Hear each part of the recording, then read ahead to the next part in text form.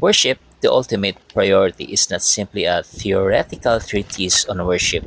MacArthur provides a practical guidance on how to integrate worship into daily life.